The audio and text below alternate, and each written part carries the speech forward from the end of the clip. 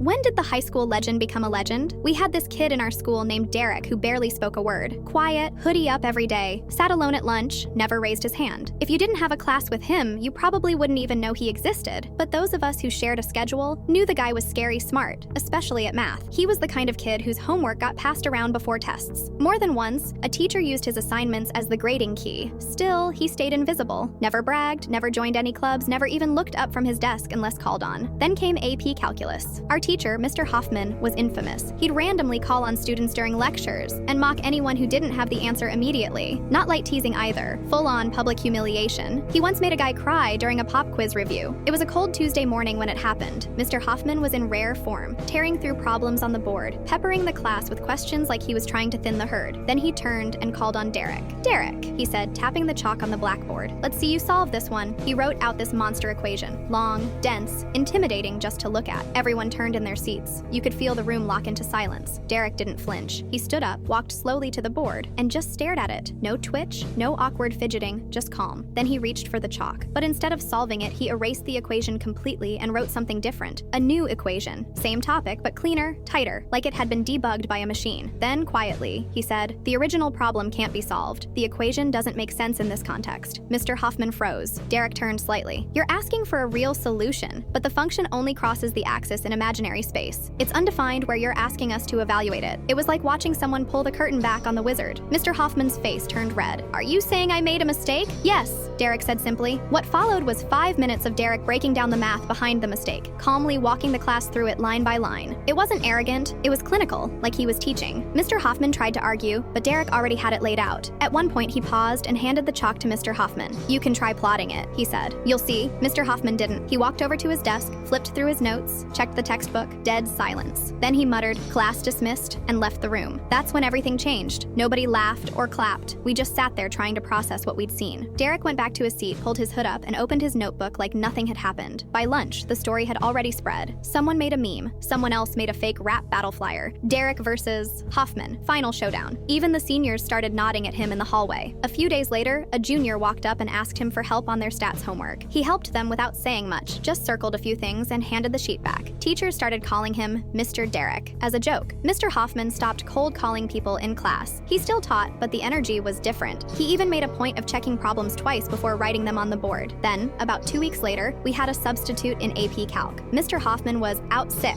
Nobody knew if it was real or if he just needed a break. During that class, Derek walked up to the front during a group exercise, grabbed a marker, and started writing out a shortcut to a problem on the whiteboard. The sub just watched. He didn't say anything. He just stepped aside. After that, even the freshmen in pre-algebra knew who Derek was.